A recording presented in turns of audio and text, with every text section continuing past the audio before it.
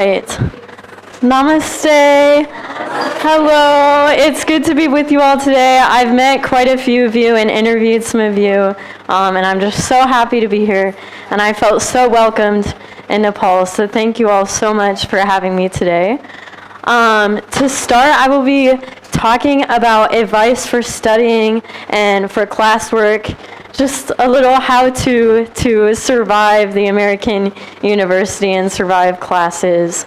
So, I'm not sure. Oh, there we go. Okay. So to start, I'm going to tell you a little bit about me because it's always good to know who you're talking with. So my name is Eva, and some things that I enjoy, I love hiking, or as you guys say, trekking. I like spending time with friends. I like making jewelry. I'm not that good at it, but I love doing it. I love traveling and just being outside. I have 4 siblings. One of them is my twin brother. This is my twin brother. Whoa. We look nothing alike. You would never know it. And I am from South Dakota, but I go to a university in Arkansas. Yeah. All right. And so here is South Dakota, where I'm from, and here is Arkansas. And since some of you guys are going to be going to school in the Midwest, where I'm from, and some of you will be going to school in the South, where I go to school, I thought I would tell you just a little bit about each to help you guys get an idea of where you're going and to get excited. So, I am from the Midwest. That is where I grew up. This is Mount Rushmore. It's in South Dakota. The Midwest, a few of you have asked about the weather. It has really cold winters, like really cold. It snows a lot, so prepare for the cold winters. And then really hot summers, actually, so it's a big switch between the two. We grow a lot of corn. You guys have corn here, so you'll see that everywhere. And we grow a lot of soybeans, too.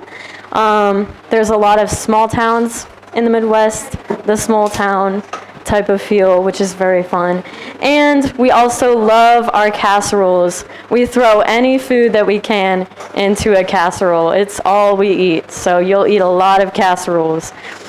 And finally, a little bit about the South, where I go to school. This is my school.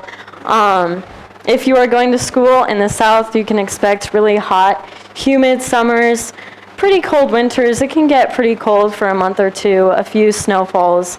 And there's a lot more trees, and it's just beautiful, a lot like Nepal, where there's just trees everywhere. And we love our country music. Maybe you're familiar with that. If you're not, you'll hear it once you're in America. And we love barbecue. So, all right, now to get on to advice for studying and for managing your workload. Hopefully a lot of this is similar to what you've experienced in school in Nepal, but it's always good to be reassured about what school will be like in America and to know what to expect going into it.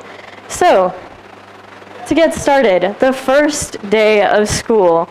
All right, so before your first day of school in America, it's helpful to know where your classes are going to be. American campuses are very big and very spread out. There's buildings all over the place. Sometimes it can take several minutes to go from one to the next. So you'll want to know before you start school where your classes are. So just walk around, look for your classes the day before, and know the route so you can go from one class to the next class easily and quickly.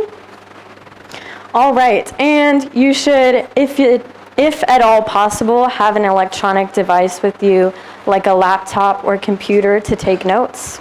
But if you don't have one, your university library should have one for you. So just rest easy knowing that if that's not possible for you to have one to bring to class, you can use one in the library. All right, and also, for the first day of school, a lot of people wonder, what should I bring to class for the first day of school? And my advice is to bring a few notebooks, pens, pencils, maybe a folder or two, but you don't need to go overboard with the school supplies. If you don't have everything on the first day of school, your professors will not be upset. They'll probably tell you what you need and expect you to bring it the next day. All right, and in America, I don't know how it is in Nepal, but in America, when you go to your first class, you can normally sit anywhere you want unless your professor tells you. So, all right, and the final, most important thing for the first day of school is to know the syllabus.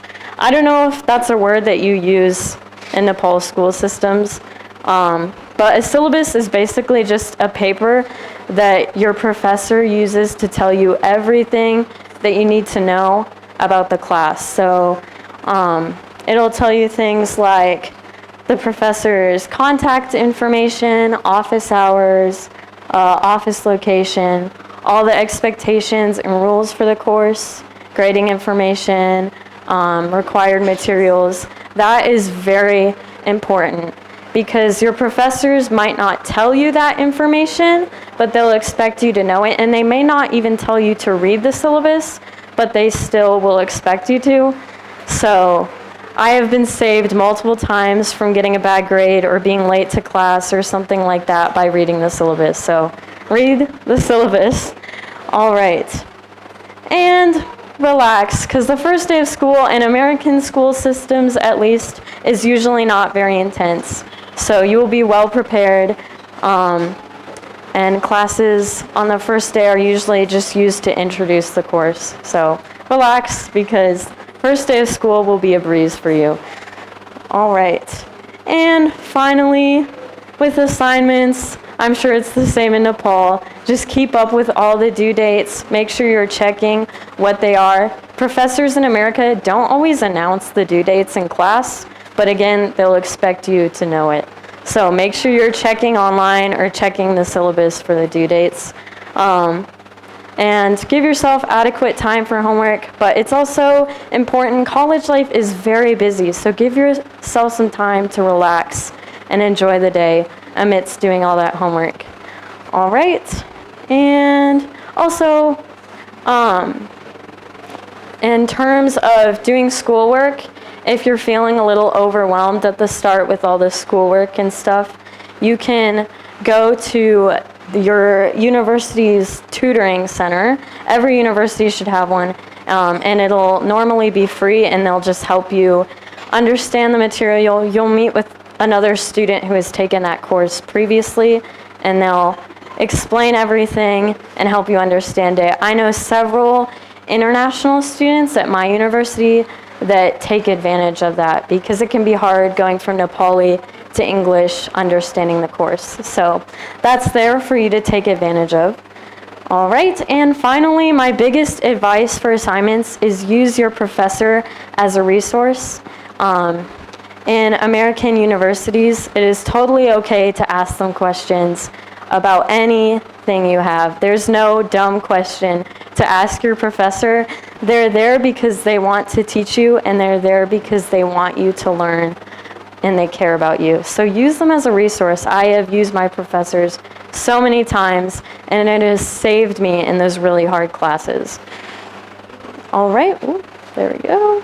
And finally, for tests, you guys probably know this, just make sure you're studying for everyone. There are a lot of college students in America that you will see have the attitude of, oh, I'm just gonna have fun all semester, I'm not gonna care about school, and then when the final exam comes, I'll put in all my effort and try to boost my grade and get a good grade at the end. That does not work. If you see students doing that, a lot of American students try to do it, and I have seen them fail the classes time and time again. So don't be like them. Be like the good students that just study a little bit for every class, because if you've been studying for every test, when the final exam comes, you actually won't even need to study that much because you already know it. And yeah, it's okay to ask too. In American school systems, you can ask the professors, what should I study for the test? That's an okay question to ask. And I think that is it. Yes, and just when you're in college in America, engage in the experience, have fun, make friends, and you've prepared a lot for this, so you'll do great in America. Thank you guys for having me. I love talking with you.